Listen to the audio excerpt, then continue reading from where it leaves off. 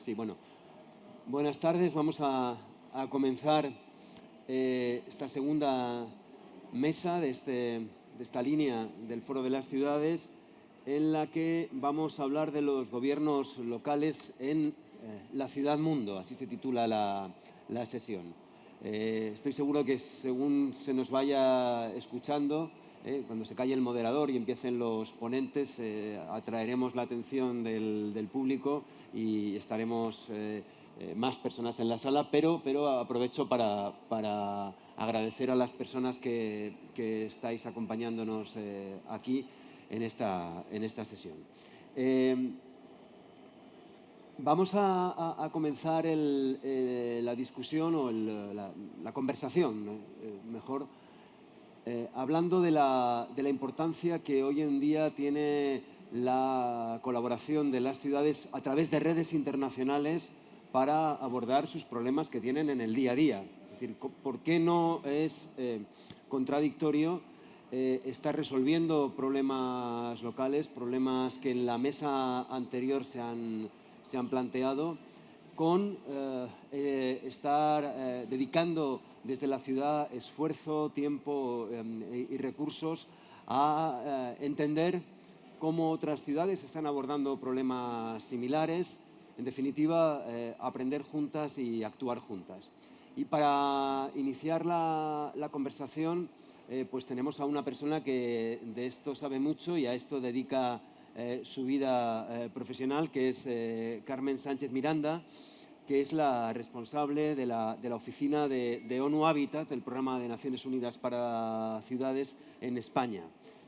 Carmen, desde tu experiencia gestionando una gran red internacional, ¿cómo percibes la actitud de las ciudades a formar parte de este tipo de organizaciones que, bueno, que en la práctica requieren un compromiso, un esfuerzo para poder avanzar? Y ¿hasta qué punto las demandas de las ciudades con respecto a redes como ONU Habitat están cambiando en este momento en el que la gran transformación parece que realmente ha comenzado y es ineludible? Pues bueno, muchísimas gracias. La verdad es que desde aquí no hay bastante ruido, así que participé en la inauguración y siempre me entra la duda de que se oiga de manera clara.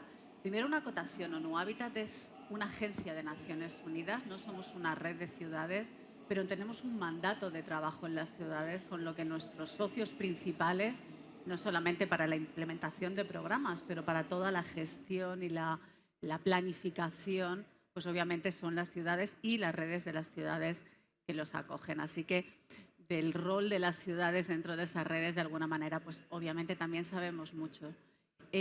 Yo comenzaba en la inauguración mencionando el informe que recientemente ha publicado el secretario general de Naciones Unidas sobre el progreso de la nueva agenda urbana. Estaba mencionando algunos datos muy preocupantes respecto a la realidad de las ciudades, pero también algunas realidades muy positivas, y ahí quiero destacar que precisamente el secretario general vuelve a insistir en el rol protagónico no solo que tienen las ciudades, sino que tienen las redes de ciudades para potenciar este efecto amplificador de las soluciones y de las buenas prácticas que muchas ciudades han estado llevando a cabo. Yo creo que en este mundo globalizado es imposible imaginar el trabajo de las ciudades de manera aislada. También cuando hablo de ciudades quiero acotar que me refiero no solamente a las ciudades grandes a nivel cuantitativo, sino a todos los entornos urbanos, también a aquellos pueblos de entornos rurales que tienen una función urbana en la provisión de servicios. Bueno, este reconocimiento de las ciudades y este reconocimiento del rol de las ciudades yo creo que tiene tres aplicaciones, así me vienen rápidamente, que quizás pueden ser elementos para el debate. Uno es que estas redes han conseguido situar a las ciudades como actores fundamentales en la negociación de las agendas globales. Las ciudades son actores en la mesa global donde se negocia la Agenda 2030, donde se negoció la nueva Agenda Urbana, el Acuerdo de París, el acuerdo para el marco de Sendai para la reducción de riesgos. Y esto es fundamental porque este empoderamiento de las ciudades también tiene repercusiones que luego se llevan a la escala nacional. También las ciudades y las redes de ciudades han conseguido ser actores protagónicos en lo que tiene que ver con la gobernanza multinivel. En la aplicación de las agendas urbanas, por ejemplo, de las políticas urbanas, las ciudades en su conjunto ya son actores que reclaman una gobernanza multinivel, una gobernanza multiactor, y son las promotoras. Yo creo que junto a los territorios pues han conseguido que este tema esté en la mesa. Y luego un tema que Madrid seguro que nos va a contar porque sabe mucho de eso, que tiene que ver con la localización de los objetivos de desarrollo sostenible. Yo creo que las redes de ciudades han sido el altavoz fundamental de las ciudades al reclamar un espacio en la localización de los ODS que no tiene que ver solamente con trasladar las agendas globales al espacio local, sino también generar un ámbito local que sea capaz de aportar a esas agendas globales. Y yo creo que en ese sentido las redes han sido capaces de extraer lecciones aprendidas en cuanto a la implementación de políticas públicas en asuntos como la vivienda, como el transporte, como la generación del espacio público, que tienen que ver no solo con el ODS 11, sino con todos los objetivos de desarrollo sostenible. Esa voz amplificadora ha permitido que haya unas guías específicas para la localización de los ODS o que haya un espacio, ¿no?, de generación de conocimiento y de aprendizaje compartido. Yo me quedo aquí, quería como lanzar esas tres ideas, pero que creo que son fundamentales como éxitos de esas redes en el contexto actual. A ver qué opinan mis compañeros, que son precisamente los representantes de esas ciudades. Eso es lo que le quería trasladar a Santiago Saura, que también nos acompaña aquí hoy. Él es concejal delegado del área de internacionalización y cooperación del Ayuntamiento de Madrid. En su ámbito se sitúan funciones tan importantes para un ayuntamiento como los programas internacionales de colaboración, tanto europeos como más allá del espacio europeo, y la cooperación internacional para el desarrollo. Me gustaría que en algún momento habláramos aquí porque en este momento de avance de la Agenda 2030, la cooperación para el desarrollo está llamada a jugar una función diferente a lo que ha hecho tradicionalmente. Desde tu perspectiva, Santiago, de estar coordinando la participación del Ayuntamiento en múltiples foros y redes y proyectos internacionales, te quería, por un lado, como apelaba Carmen, cómo está siendo la experiencia, qué necesitáis de esas redes. Y luego también otra cuestión que a menudo se suscita cuando se habla de estas cuestiones, que es la existencia de numerosas redes. Hay una oferta muy amplia para un ayuntamiento a la hora de participar en redes internacionales.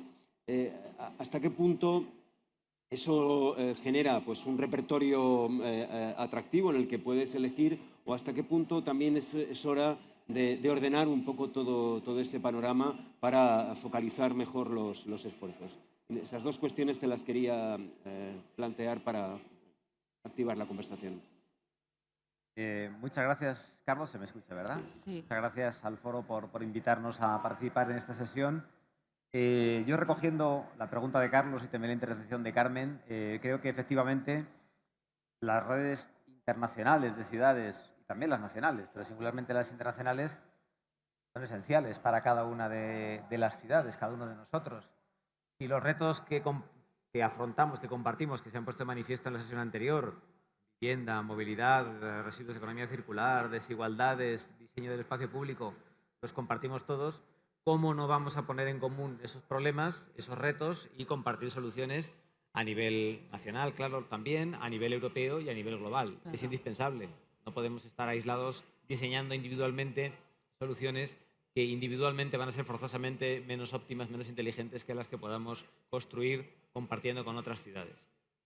Por otro lado, también es indispensable que tengamos capacidad de, una palabra que quizá está un poco de moda, de lobby, si me permitís, que las ciudades podamos poner de manifiesto que cada vez asumimos más peso, más responsabilidad en múltiples planos, también el de la sostenibilidad, y que por tanto tenemos que hacernos valer nuestra voz, nuestra influencia en las políticas internacionales, en las estrategias, en las agendas políticas y agendas estratégicas, y también en la capacidad de que se incremente la cantidad de fondos que llegan directamente a las ciudades y también la dirección de esos fondos que puedan dirigirse a las prioridades que nosotros de primera mano conocemos. ¿Necesitamos más redes de ciudades? No. Creo que tenemos redes bien configuradas y estables y funcionando en el ámbito nacional, europeo y global, pero quizá hay dos planos en los que podemos incidir adicionalmente, no construyendo quizá nuevas redes, pero construyendo espacios asociados a las mismas o paralelos a las mismas. Por supuesto, redes internacionales de ciudades sí, pero también tenemos que construir redes internacionales de ciudadanos, que no sean solo los gobiernos locales los que comparten entre sí, que sepamos transmitir a nuestros ciudadanos que son parte de una ciudadanía global, que comparten los retos, que sus acciones impactan en todo el planeta y que lo que pasa en el resto del planeta es lo que más les va a influir a ellos en su vida diaria, incluso a corto plazo en algunos casos. Eso, bueno, en el Ayuntamiento de Madrid tenemos una línea anual de convocatoria de proyectos para la educación para la ciudadanía global, de desarrollo sostenible y los valores europeos, en que en espacios en colegios, universidades, espacios no formales también de educación, en los barrios y los distritos, tratamos de incidir en este sentido. Sobre todo cuando tenemos una emergencia de discursos un poco aislacionistas, quizá autárquicos en algún sentido, que tratan de presentar los procesos internacionales como una amenaza para las personas o determinadas clases sociales, trabajadoras, medias, cuando es precisamente al contrario, pero debemos revertir ese discurso trabajando también desde el tejido de los ciudadanos en nuestras ciudades. Y luego, la otra parte en cuanto a las redes de ciudades, bueno, pienso que no tiene que ser solo redes de gobiernos locales, que también, sino también de redes de soluciones para las ciudades. Y eso quiere decir que además de los gobiernos, los ayuntamientos, tenemos que estar acompañados pues, por las universidades, las empresas, las ONGs, organizaciones sociales, para generar conjuntamente el espacio en el que realmente podemos dar respuesta a los retos que tenemos planteados en cada uno de esos ámbitos.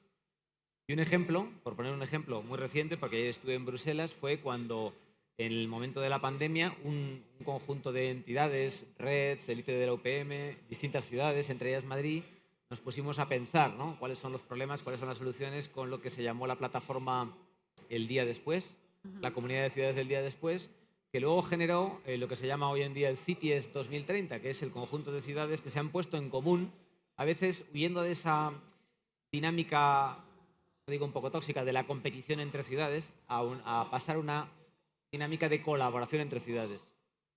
7 ciudades españolas compartimos con CITIES nuestras propuestas, nuestros proyectos, nuestros puntos fuertes y debilidades, y concurrimos a la convocatoria de la Comisión Europea de la misión de ciudades inteligentes y climáticamente neutras, y las 7, eran 8, 7 de esas 8 ciudades hemos conseguido ser incluidas en esa misión de ciudades que se lanzó precisamente ayer en Bruselas, en un evento, en ese caso coordinado por Climate Kick, la Comisión Europea y Net Zero Cities. Es un ejemplo de cómo compartiendo y colaborando, más que tratando de ver quién llega antes a dónde, hemos conseguido un resultado buenísimo para España, con una representación de las ciudades muy importante, y que es un eje, además, el de la neutralidad climática, que hablaremos esta tarde, pero que es muy transversal. No se trata solo de reducir emisiones, sino que es un eje de transformación, de mejora de la calidad de vida, de crear empleos de futuro, etcétera, que es un ejemplo en el que debemos transitar de esta manera, ¿no?, de la mano, unidos y compartiendo, pero colaborando y sumando. Entiendo que es la mejor manera de hacerlo. Qué buena noticia lo de las ciudades españolas en la misión, porque en este momento, una vez que se ha dado luz verde a la misión europea de ciudades, y hay 7 ciudades españolas, en este momento en alrededor de 6 millones de personas que viven en este país lo hacen en ciudades que tienen el compromiso de ser climáticamente neutras en 2030. Y eso genera un espacio de oportunidad de colaboración fantástico. Pero lo bueno no acaba ahí, sino que hay otras muchas ciudades, una de ellas nos acompaña, Murcia, que van a sumarse a este movimiento, que es un movimiento europeo, que lo que plantea es un gran desafío colectivo. Hablábamos en la mesa anterior de un desafío unificador, y que además no puede quedarse solo en Europa, porque no sería suficiente ni mucho menos para abordar el problema, sino que tiene que extenderse con la colaboración de los actores multilaterales a otros continentes. Tengo que decir que no ha podido venir a esta mesa el alcalde de Soria. Soria fue la 8ª ciudad que se quedó fuera, pero se quedó fuera no porque tuviera un mal proyecto, sino porque tenía pocos habitantes. Porque en Europa se considera ciudad a aquella localidad que tiene más de 50.000 habitantes. Soria tiene 39.000 y por esa razón se quedó fuera. Pero lo importante es este tejido que se está creando desde el convencimiento que, como decía Santiago Saura, hay mucho que aprender juntos y también hay mucha fuerza que ejercer juntos y muchas economías de escala, ya desde un punto de vista financiero, que se pueden producir cuando las ciudades actúan colaborativamente y generan proyectos multiciudad. Como decía, tenemos la representación de otra ciudad extraordinaria, maravillosa, ciudad intermedia por su dimensión en este país, ciudad muy vinculada a un entorno agroindustrial muy importante, la ciudad de Murcia, y nos acompaña Juan Fernández Hernández, que es el concejal de programas europeos e iniciativas municipales y vía pública, si no recuerdo mal, si no leo mal, mejor dicho, de ese ayuntamiento, del Ayuntamiento de Murcia, que a su vez es una ciudad presente en distintas redes internacionales, entre ellas la red ICLEI de gobiernos locales por la sostenibilidad. Así es. Juan, ¿cuál es tu perspectiva desde una ciudad como Murcia, de lo que estamos hablando? Sí, importante es para una ciudad como Madrid estar en este tipo de redes internacionales, pues para una ciudad intermedia como Murcia, que aspiramos a subirnos a muchos trenes, ¿no? Al tren de la sostenibilidad, de la transformación digital, del crecimiento sostenible, pues es fundamental. Y yo creo que Murcia lo lleva haciendo bien mucho tiempo. Estamos dentro de ICLEI. ICLEI es una organización a nivel mundial con 2.500 ciudades. Creo que estamos en esta organización. Somos órgano consultivo de la ONU y también lo somos de la Comisión Europea. Esto es muy importante. Para nosotros participar en estos foros es una fuente inagotable de experiencias, también de contactos y de oportunidades para conseguir proyectos. Entonces, es fundamental para ciudades como la nuestra, en nuestro tamaño, en nuestra dimensión, estar pues también liderando, ¿no? De alguna manera este tipo de movimientos. Tengo que decir que ICLEI, muy importante a nivel mundial, pero Europa lo ha acogido con mucha fuerza y somos muchas ciudades europeas las que estamos dentro de la organización. Tanto es así que hay una delegación de ICLEI en Europa y estamos apretando mucho y gracias a esto, muchas ciudades europeas nos hemos unido en una declaración de las ciudades europeas por la sostenibilidad. Murcia ha participado en ese acuerdo, en esa firma histórica, y estamos desde Europa también empujando muy fuerte en esta dirección. Bueno, sí es importante participar en proyectos internacionales, en redes internacionales, también es la estrategia. Lo escuchábamos en la mesa anterior y yo en esta quería destacarlo también. Para nosotros, participar en la agenda urbana, Murcia es experiencia piloto. En la agenda urbana lideramos a las grandes ciudades europeas como experiencia piloto.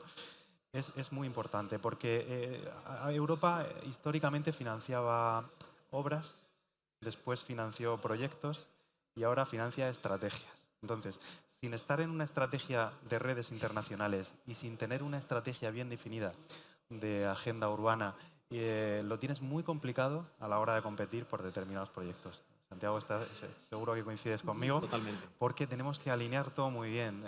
Tenemos que trabajar buenos proyectos integrados en estrategias con cogobernanza y con convergencia. Y este es el mix, ¿no? que yo creo que es el mix virtuoso de los proyectos ganadores. Hablabas de cogobernanza. Para nosotros, en Murcia utilizamos un concepto. Nos diferenciamos, yo creo que para las personas que nos estén escuchando, creo que es valioso que veáis las diferencias que tenemos cada una de las ciudades, que son los matices que luego podéis arrastrar, ¿no? En Murcia nos diferenciamos por liderar la agenda urbana, también por los procesos de participación que desarrollamos, los llamamos pentahélice. Trabajamos cogobernanza a nivel nacional, regional, universitario. También incluimos al Consejo Social del municipio y, por último, a los ciudadanos. Es Es una gobernanza pentahélice que para nosotros es virtuosa, ¿no? En este sentido, nos genera muy buenos resultados a la hora de presentar proyectos y estrategias. Y también deciros que algo que nos diferencia es la cátedra de Agenda Urbana. Ajá. Murcia ha firmado una cátedra de Agenda Urbana con la universidad que nos facilita en determinados momentos presentar proyectos ganadores con ese perfil. Entonces, bueno, no me preocupa, ¿no?, decir que esta es una de nuestras ventajas. Invito a todas las ciudades que nos estén escuchando a seguir ese camino, porque para mí pues, nos hará mejores a todos, ¿no? Y que todos compitamos con un alto nivel a la hora de conseguir los proyectos. No sé si he respondido a tu pregunta, con la lanzabas, pero creo que Carmen quiere apuntar algo. Yo quería completar una cosa porque has mencionado a ICLEI, mencionaste al alcalde de Soria, que también es vicepresidente de CGLU, y otro tema que no mencioné en mi intervención sobre el rol de las redes es algo que precisamente en Nueva York hace un mes y medio discutíamos a nivel de los Estados miembros de Naciones Unidas. Las ciudades y las redes de ciudades han asimilado de mejor manera la nueva agenda urbana como un acelerador de los ODS que los propios Estados miembros. Es decir, en Nueva York escuchábamos cómo las redes de ciudades y los representantes de ciudades hablaban de la agenda urbana, completamente empoderados del potencial que tiene como hoja de ruta de los ODS a nivel local, más allá o de una manera más intensa en número y en calidad que lo hacían los Estados miembros. Y yo creo que ese también es una cosa a destacar de las redes de ciudades. No es así en el caso de España. De hecho, en este informe que yo mencionaba, el secretario general menciona a España como el caso de un Estado miembro que sí tiene un apoyo explícito a la agenda urbana europea, de Naciones Unidas. Véase, tenemos un ministerio que lleva incluso, ¿no?, agenda urbana como parte de su nombre, una agenda urbana española, una red de gobernanza. Es decir, este comentario no se refiere a España, pero sí lo quiero destacar porque yo creo que esa visión estratégica, muchas veces la gente me pregunta, ¿no?, entre los ODS y la agenda urbana, los indicadores, ¿cómo se complementan? Bueno, las ciudades y las redes de ciudades han sido capaces de ver no solamente cómo se complementan, sino cómo se aceleran y cómo cataliza una agenda a la otra, ¿no? Y cómo esa hoja de ruta, nosotros solemos decir que los ODS es el qué tenemos que hacer, y en el espacio urbano, en el entorno urbano, la agenda urbana es el cómo, ¿no? Eso, las redes de ciudades, también por mencionar, ¿no?, como otro potencial de las redes, han sido capaces de verlo, de transmitirlo, y las ciudades de empoderarse de ese concepto de mejor manera que los Estados miembros. Vamos a aprovechar, si os parece, que estamos en familia para entrar un poco de lleno en asuntos, digamos, algo más críticos sobre lo que está sucediendo. Porque ya en ODS, Agenda 2030, llevamos un recorrido de 7 años.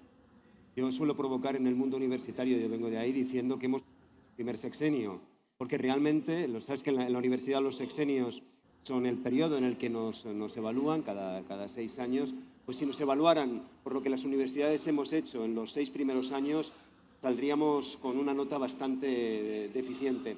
Pero creo que es aplicable prácticamente a todos los sectores. Tenemos que tomar conciencia de que en este momento, y vuelvo a aludir al informe de avance de Objetivos de Desarrollo Sostenible que se presentó ayer en Madrid, los resultados, términos reales de transformación, son muy insatisfactorios. Vamos muy despacio.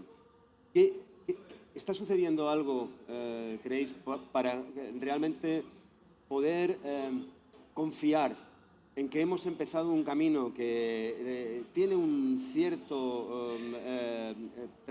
cierta trayectoria de mejora lineal, pero muy tenue, muy incremental, y va a haber en algún momento un verdadero salto exponencial, y vamos a encontrarnos con que los cambios realmente van a llamar a más cambios, van a estar estructurados de la manera adecuada, vamos a tener una ciudadanía que realmente provoque ese cambio de comportamiento y de mentalidad sobre lo que significa vivir en una ciudad en el siglo XXI, o nos vamos a encontrar en este foro de las ciudades dentro de unos años volviendo a hablar de la necesidad de colaboración, de planificación, etcétera, y las cosas siguen estancadas.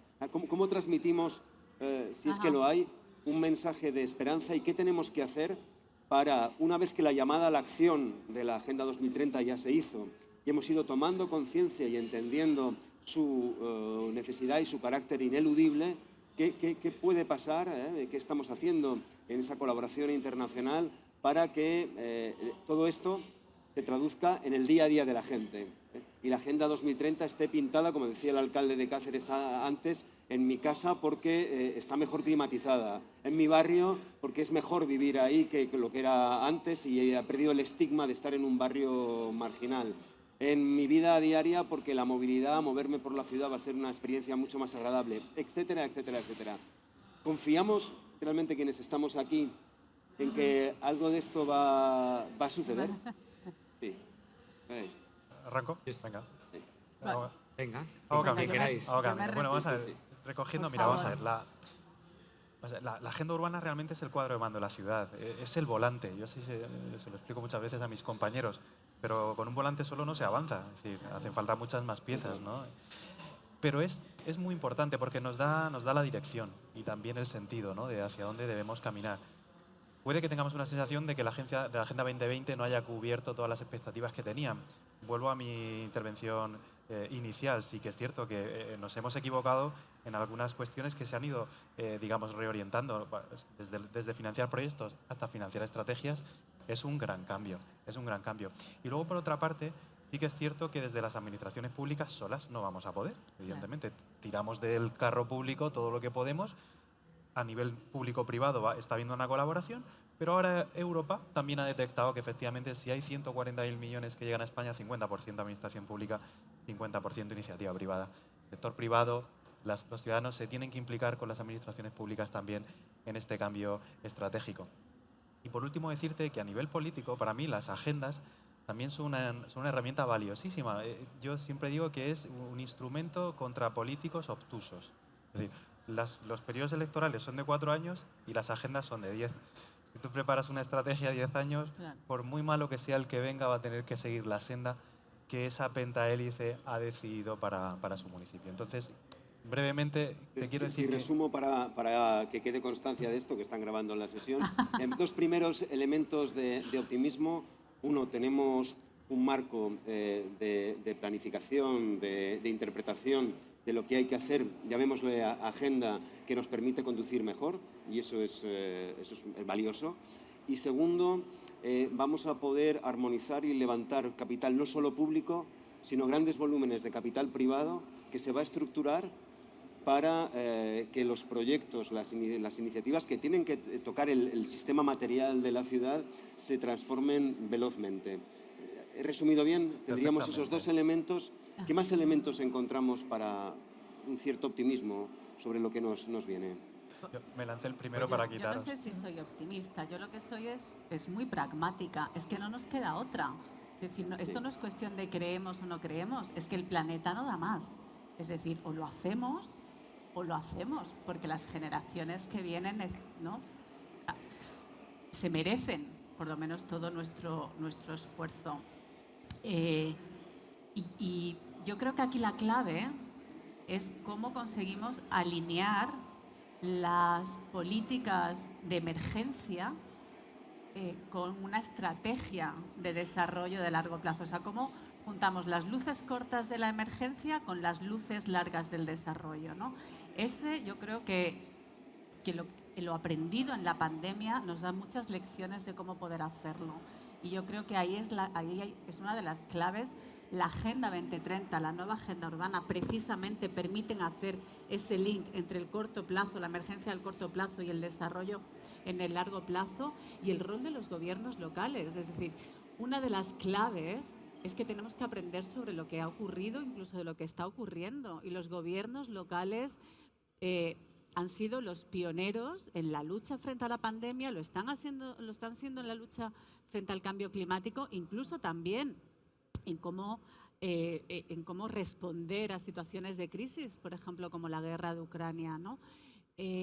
el aprendizaje desde lo local. Los gobiernos locales han sido muy audaces, han sido innovadores y yo creo que eso también es un elemento que nos permite posicionarnos de otra manera. Yo no soy optimista porque los datos indican que no lo estamos haciendo muy bien, pero que sabemos cómo se podría hacer bien y cómo se podría hacer bien además de manera más rápida. Y yo creo que ahí tenemos una responsabilidad los gobiernos locales, pero la ciudadanía en general, incluido los organismos multilaterales, ¿no? Pues permíteme también en este caso concretar en dos cuestiones. Una, la emergencia evidente de que hay que proteger, ya es una cuestión de proteger a la gente, se ha dicho antes, ante una ola de calor, ante fenómenos extremos, ante la polarización y la desigualdad evidente que está creciendo en muchas de nuestras ciudades. Eso nos obliga a tomar medidas, sí o sí, se van a tomar. Claro. Y con estas nuevas agendas hay una oportunidad de que el corto y el largo plazo empiecen el mismo día, realmente, y que estemos resolviendo problemas de urgencia de corto plazo, pero con una perspectiva de largo plazo. Y la segunda cuestión, de tu experiencia, tu perspectiva de los gobiernos locales, es una preparación y una disposición para tomar medidas, como decía el alcalde de Palma ahora, audaces, valientes, como quizás anteriormente no ha habido. Sí. Bueno, ya tenemos 4 elementos para pensar que sí que es posible un cambio exponencial. Santiago, ¿nos darías 2 más? Yo, bueno, O no sé una. si 2 más o me sumo a algunos de los planteados, refuerzo algunos de ellos, ya me dirás tú después, Carlos. Pero yo creo que hablábamos de las notas que vamos obteniendo en los distintos informes, sean globales o de otro tipo. Es que aquí no se puede repetir curso. Es decir, el curso que viene va a venir y va a venir más intenso, con más emergencia que el actual. Y tampoco vamos a obtener el máster o el doctorado porque esto no se acaba nunca. Tenemos que, ni en 2030 siquiera. Hay que llegar a 2030, pero tampoco en 2030 vamos a acabar. Yo creo que desde los gobiernos locales, los que estamos aquí y otros que han estado en mesas anteriores, estamos trabajando en la buena dirección, pero en general, como sociedad, nos falta, digamos, velocidad, intensidad, pero a veces por las propias limitaciones que tenemos competenciales o financieras, y también les pasa a otras administraciones. Yo lo que observo es que yendo en esa buena dirección el avance es insuficiente. En general no hablo de ninguna administración en concreto, sino como planeta o como Europa, como España en general. Y es que también lo que está ocurriendo es que estamos recibiendo golpes, perturbaciones a lo largo del camino que no nos tienen que hacer descarrilar. La Agenda 2030 se aprueba cuando el impacto de la crisis financiera todavía no había sido absorbido completamente en niveles cuantificables económicos y sociales en España, por ejemplo. Luego ha llegado la pandemia. Ahora tenemos una guerra en Ucrania. Estos golpes que nos impactan tienen el riesgo de que nos hagan olvidar, ¿no?, en esa perturbación, cuál era la dirección a la que estábamos transitando y a la cual debemos volver lo antes posible, atendiendo, por supuesto, estas emergencias que se nos presentan también. Pero a mí me preocupa que en esos golpes que recibimos haya una cierta pérdida de perspectiva de otros golpes que nos están golpeando de manera más sutil pero más intensa a largo plazo. Y también un intento por ciertos grupos o movimientos de tratar de presentar esos golpes como la demostración de que la ruta que llevábamos era inadecuada, cuando es precisamente al contrario. Y esos golpes no tienen nada que ver con la ruta que llevábamos, si acaso tienen que ver con que no estábamos bastante lejos en esa ruta. Y eso hay que trasladarlo de manera muy clara a la ciudadanía. Y eso es lo que vinculaba, al final, aquí somos representantes de organizaciones, políticos, estamos en mayor o menor medida influidos por lo que la ciudadanía demanda a sus representados. Es muy importante.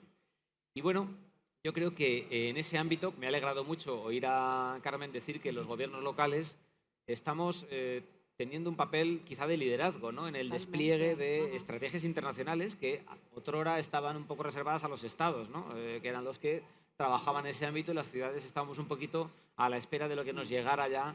Estamos un poco en ese ámbito. Yo sí que quería hacer referencia, porque además Carmen me ha echado el guante, de que en Madrid hace algo más de un año aprobamos la estrategia de localización de los Objetivos de Desarrollo Sostenible en la Ciudad de Madrid, que es importante porque los ODS son todos pertinentes, pero es verdad que son generales, son globales, para aterrizar, acercar, concretar la Agenda 2030 a las necesidades, problemas, retos específicos de un municipio, de una sociedad concreta, hay que hacer esa localización. Lo hicimos con un enfoque participado que acabó con 104 metas locales y 160 indicadores que nos permiten además expresar de cara al ciudadano qué quiere decir esos objetivos de desarrollo sostenible en medidas concretas que son visibles para el ciudadano medio, en qué medida le pueden beneficiar avanzar hacia esas metas. Y también que no sea solo algo, digamos, discursivo, que no sea solo una declaración de intenciones, sino que sea cuantificable. Eso es muy importante porque nosotros tenemos ahora la posibilidad de medir de dónde partíamos, de cuantificar a dónde queremos llegar y medir en qué momento estamos avanzando o no, en algún caso, hacia la mejora de esas metas, hacia el objetivo 2030 que nos hemos marcado. Por daros muy brevemente el resumen de lo que tenemos cuantificado hasta ahora, que es desde el 2015 que se aprueba la estrategia, la Agenda 2030, hasta datos del 2020, es decir, con un impacto parcial de la pandemia, la evolución es mayoritariamente positiva en la Ciudad de Madrid. O sea, hay el triple de indicadores que evolucionan positivamente que negativamente. Evolucionamos a mejor en la tasa de paro general, la tasa de paro juvenil, evolucionamos a mejor en ese periodo también, por ejemplo, en el número de mujeres en puestos directivos, evolucionamos mejor en las flotas más verdes, menos contaminantes, en la extensión de bicimada a la ciudad, etcétera, etcétera. Y luego tenemos algunos otros indicadores pues, que no evolucionan bien, sino negativamente, singularmente, no hace falta que me extienda de ello, la esperanza de vida, que ha caído del orden de 2 años con el impacto de la pandemia. O, curiosamente, decía que cada vez hay más mujeres en puestos directivos, pero sin embargo no avanzamos en el reparto de las tareas del hogar en los domicilios, con lo cual las mujeres cada vez asumen más peso, relevancia política, social y empresarial, pero a la vez cada vez siguen manteniendo, cuando no incrementan incluso el peso de la tarea del hogar. Hay una bipolaridad ahí en la progresión en ese sentido que es interesante. Bueno, y otros muchos indicadores que podríamos mencionar. Pero hay que decir que estas estrategias son claves para la dirección planificada de la ciudad, pero también claves para mostrar al ciudadano cómo todo ello se traduce en medidas y avances concretos, palpables y entendibles por cada persona, cada barrio, cada distrito de la ciudad. Yo, Carlos, si me lo permites, porque Carmen cada vez que habla lanza caminos nuevos, ¿no? Tengo otra en la cabeza. Las luces cortas, luces largas que ha comentado yo, porque hay compañeros aquí, otros ayuntamientos y técnicos municipales que a lo mejor les puede ser de utilidad lo que les vamos a contar aquí. Nosotros pensamos que la agenda es estructural y el Next es coyuntural. Es que es así. Claro. Es decir, cuando se abrió el Next y venía esta cantidad de fondos, nunca ha habido tanto dinero en circulación para las administraciones públicas en este sentido. Claro, corríamos el riesgo de perder de vista el objetivo, ¿no? Y hacia dónde íbamos como ciudad, porque ya teníamos una estrategia. El Next no podía cambiar la estrategia de agenda urbana que nosotros teníamos. Entonces, lo primero que hicimos en el Ayuntamiento de Murcia fue coger nuestro cuadro de mando y alinear los objetivos estratégicos de la agenda con el Next. Y si no era así, no seguíamos. Entonces, hablamos con el Ministerio, puesto que éramos experiencia piloto, le dijimos, no os preocupéis, nosotros entendemos perfectamente que esto es estructural, que la agenda es 2020, es 2030, será 2040 y que Next tiene que adaptarse a los objetivos estratégicos de nuestra agenda. Por lo tanto, decirte que sí, efectivamente, nosotros tenemos alineados tanto los objetivos de la agenda como el Next y cuando concurrimos al Next aludimos siempre a esto. Qué bien, qué bien. ¿Os parece que veamos si hay alguien en la sala que quiera hacer alguna pregunta, alguna contribución? Yo solamente te quiero, porque a mí me han dicho, esto es un diálogo, y yo, los que me conocen saben que en el diálogo intervengo, corto la palabra, pero quería, cuando os estaba escuchando, me venía también una reflexión sobre qué otros elementos tenemos en la actualidad que nos puedan hacer optimistas, ¿no? Y tú mencionabas la participación ciudadana en la elaboración de la estrategia. Y yo creo que ese tema es clave. La ciudadanía nos demostró en la pandemia que es una ciudadanía activa, que es solidaria, que responde y que está a la altura. Y yo creo que no solamente ese reconocimiento, ese empoderamiento de la ciudadanía es algo que tenemos que aprovechar ahora para dar ese empujón que necesitamos. Obviamente necesitamos políticas públicas, necesitamos políticas urbanas muy concretas, pero no las podemos conseguir sin ese compromiso de la ciudadanía, que creo que ahora es más fuerte que nunca y que nos compete a todos, nos atañe a todos, nos interpele a todos y que tenemos que saber conjugar desde los espacios gubernamentales, el tercer sector, la academia, para liderar un proceso que finalmente pues, nos atañe a todos los ciudadanos y ciudadanas, ¿no? Y esa es una clave fundamental, cómo llevar a la práctica ese anhelo de participación y de implicación ciudadana y que no se quede, como ha pasado muchas veces, en un ejercicio meramente retórico que a la larga genera frustración.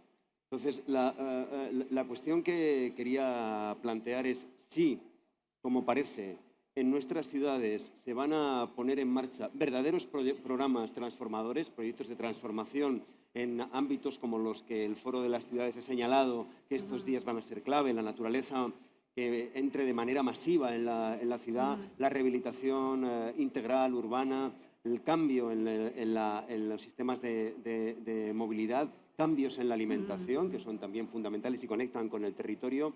No tenemos en esos programas, en esos proyectos, la posibilidad de una implicación real de la ciudadanía, no solamente en un ámbito discursivo, sino también como agentes activos del cambio. ¿Sería posible hacer algo así? La exalcaldesa de Madrid el otro día decía una cosa que me pareció interesante, que es la política basada en proyectos. Yo diría la participación también basada en proyectos.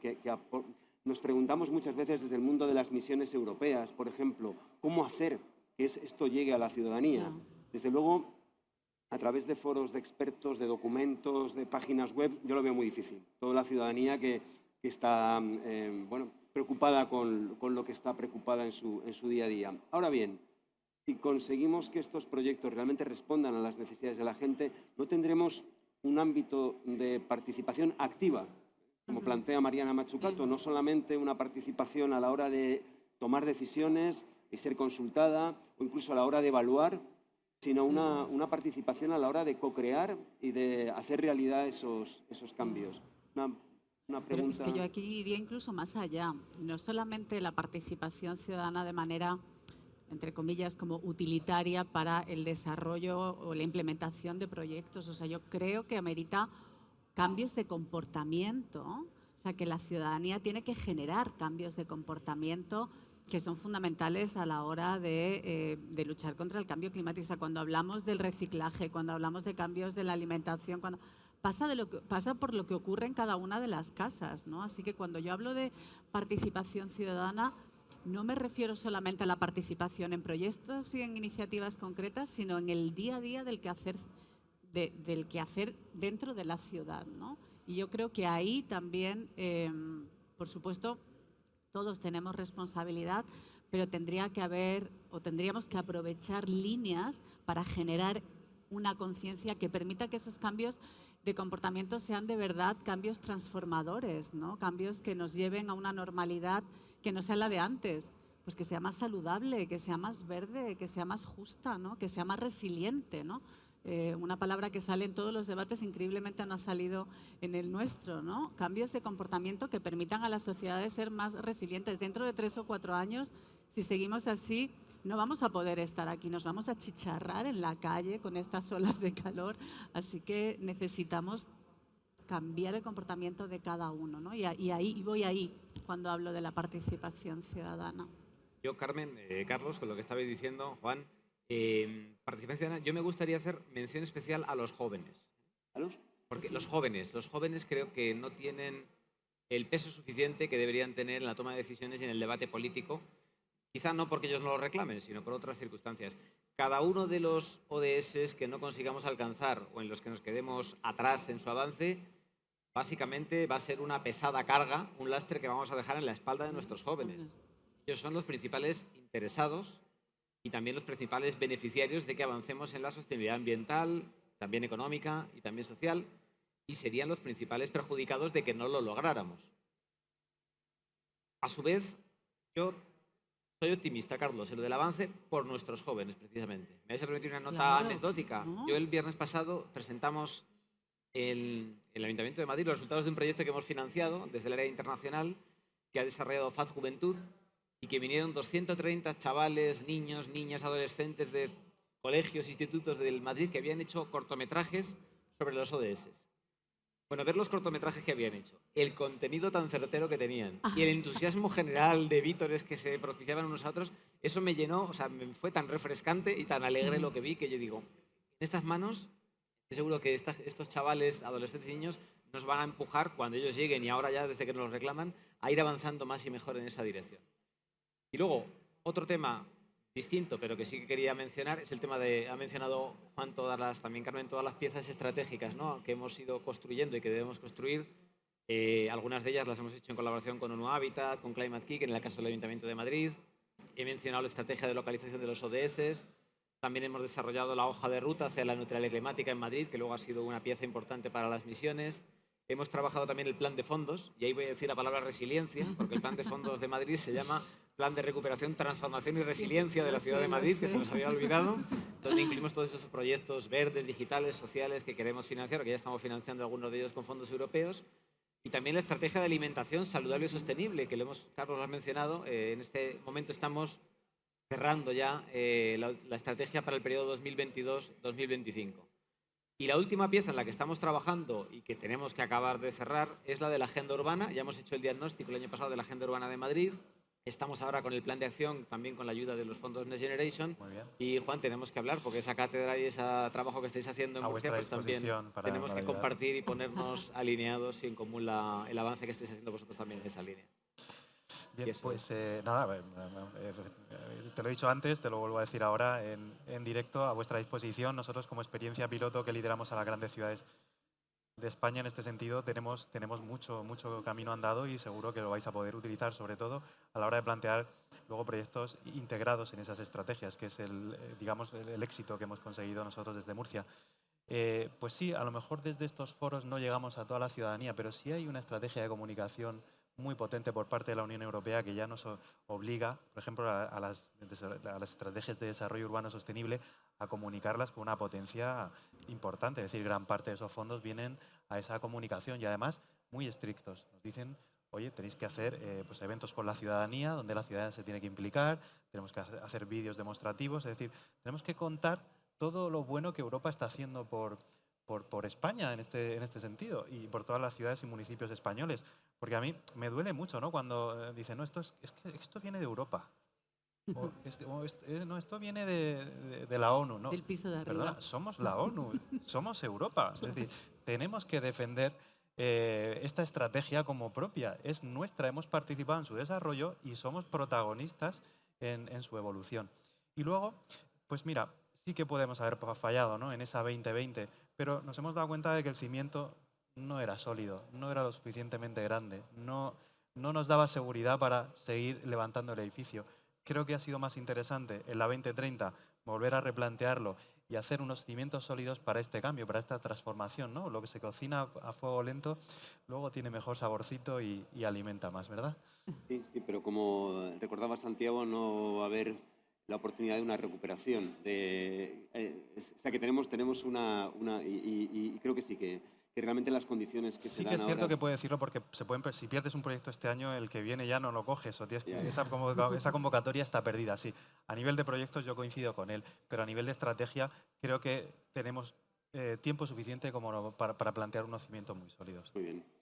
Bueno, pues vamos a abrir la conversación al público. No sé si alguien se anima a hacer una contribución a esta conversación o plantear alguna pregunta, o ya se acerca la hora de comer. No se acerca, estamos en la hora de comer. ¿Perdón? Que no se acerca la hora de comer, Estamos en la hora de llenas, comer, sí. Entendemos que haya pocas Buena de aportaciones. beber también. Incluso para Madrid es ya casi tarde, son las 2:15. ¿No? Bueno, pues quería plantearos entonces... Hay una pregunta. Luis Jiménez Herrero, que debe... Sí. ¿Tenéis un micrófono por ahí, organizadores? Aquí. Sí. Eso que cuesta verlo, con los focos, te hemos visto de casualidad, porque deslumbra prácticamente. Sí, gracias. Hola otra vez, que antes me he presentado. Soy Luis Jiménez, presidente de la Asociación para la Sostenibilidad y el Progreso de las Sociedades, ASIPS. Quiero lanzaros una pregunta, planteamiento, para ver, en fin, si coincidís conmigo en este punto de vista. Creo que, en general, las ciudades, las administraciones locales han pasado por fases de planificación estratégica y demás, como decíamos antes en la sesión anterior, pero en realidad falta cultura de la preparación. No sabemos manejar bien las emergencias complejas. Ahora, cuando planteabais que en estas trayectorias de sostenibilidad hacia esa gran transformación que ya nos anunciaba Polanyi en los años 40, ¿no? Hay saltos disruptivos con estas perturbaciones y no tenemos esa capacidad de manejar estos riesgos, estas perturbaciones. Pero eso pasa justamente porque falta esa cultura de la preparación, y eso es porque no tenemos todavía en nuestra mente ese enfoque prospectivo, ¿no?, de prospectiva estratégica. definir escenarios de futuro, ver otras alternativas, otras posibilidades. Y eso tiene que ver precisamente con la resiliencia. Ese es el concepto básico, porque eso es ser resiliente hacia el futuro, ¿no? Resiliencia, además, es una característica intrínseca a la sostenibilidad, porque sin resiliencia, sin capacidad de adaptarse a las fluctuaciones y vencer las fluctuaciones externas, no hay sostenibilidad a largo plazo que valga, ¿no? Por lo tanto, digo, ¿no creéis que falta una dosis importante de esa cultura de preparación para ver esa perspectiva estratégica como algo adicional y definitivo, que no se deje a los Estados ni a la Unión Europea, sino que sean esos ayuntamientos los que tengan esa capacidad prospectiva? Pues mira, bien sabe Luis que yo coincido con él en casi todos los planteamientos, pero voy a discrepar con lo que decías de que no estamos preparados. Hace 2 años, en un día como hoy, estábamos encerrados en casa o acabábamos de empezar a salir.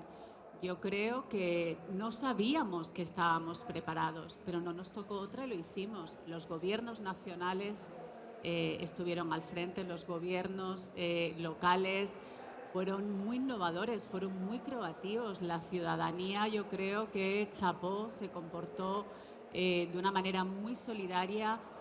De alguna manera lo que intento decir es que quizás no teníamos la preparación formal, pero el compromiso político, en el sentido de la política con mayúsculas, estaba dentro de cada uno de nosotros.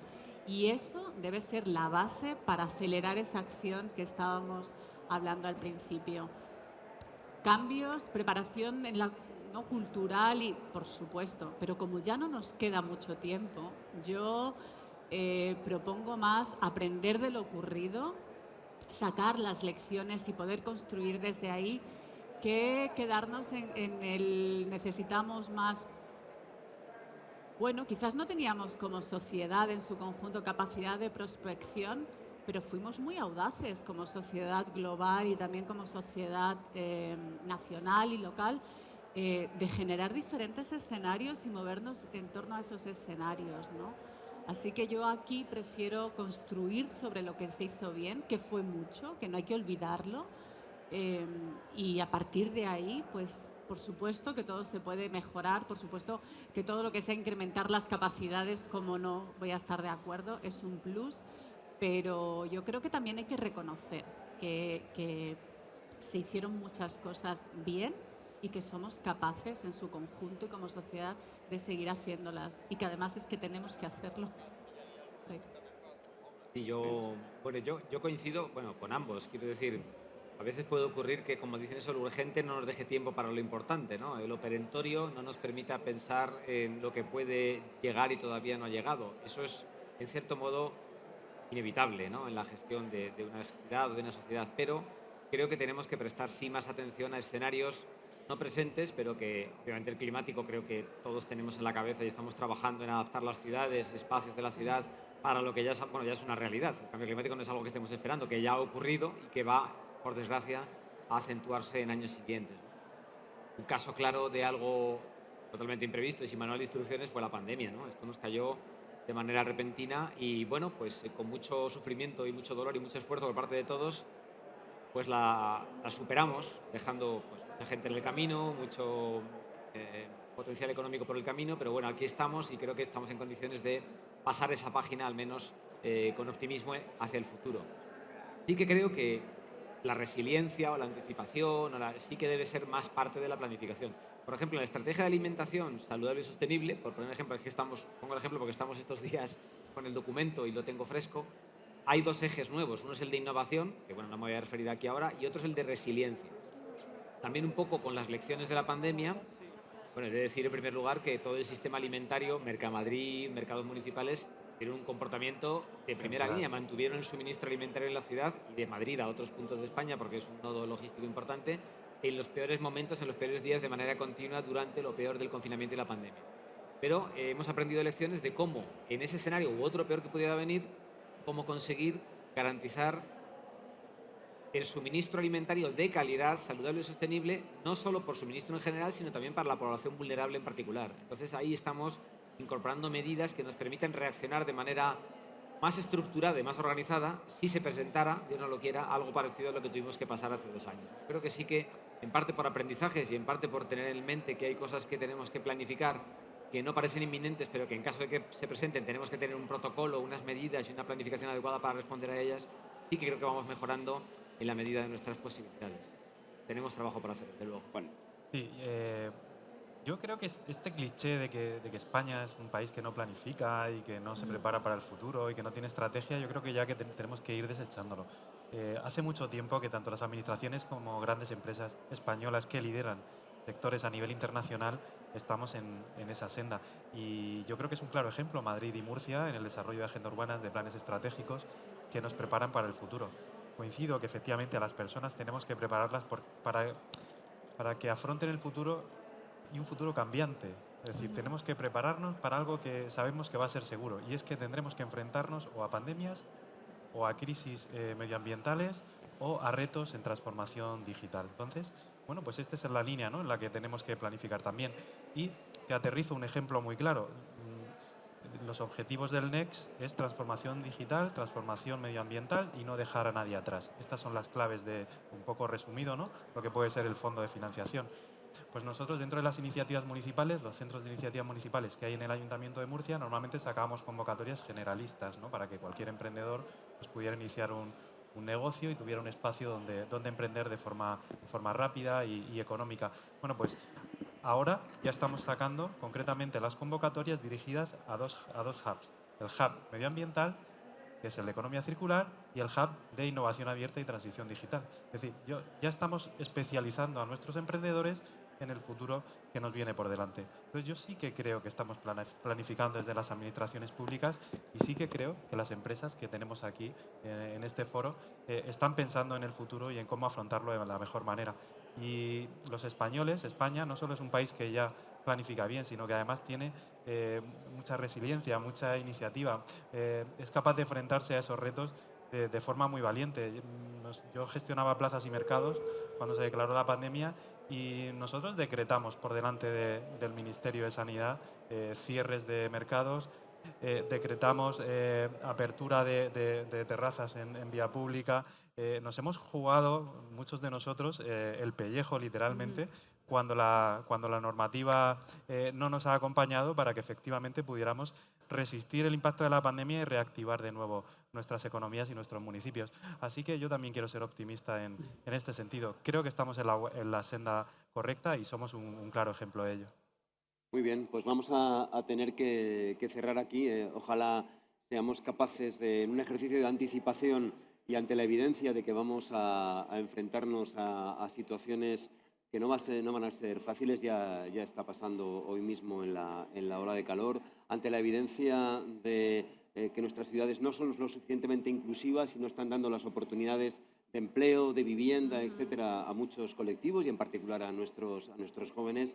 Ojalá estos ejercicios de planificación, de anticipación estratégica tan importante en este momento nos traigan aquí al Foro de las Ciudades en los próximos años a hablar de transformaciones reales, profundas y a tiempo, como marca la Agenda 2030, a la altura de este tiempo tan difícil, pero también tan apasionante que nos toca vivir a todos juntos, en los que la colaboración va a ser fundamental, la colaboración en las redes internacionales de ciudades, la colaboración entre nuestras ciudades aquí en este país y, por supuesto, y se ha dicho varias veces aquí, en la que la ciudadanía, las universidades, las organizaciones sociales y el sector productivo y empresarial estemos de verdad siendo capaces de entender que tenemos que marcar una dirección común. En tiempos de incertidumbre, una de las cuestiones más necesarias es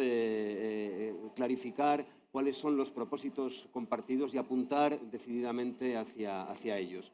Yo espero que las misiones europeas, entre otras, sean un instrumento que hagan eso precisamente, que nos marquen un objetivo claro y estimulante y que se genere el campo de juego de colaboración adecuado. Para eso, déjenme hacer un poco de publicidad porque vamos a tener esta tarde unas sesiones dedicadas específicamente a este tema, el de las misiones para la sostenibilidad. Ha sido un placer. Agradecemos de nuevo la compañía de las personas que han estado entre el público. Y Carmen, Santiago, Juan, muchísimas gracias por compartir este momento de conversación. Gracias a ti, Carlos. Gracias, Carlos.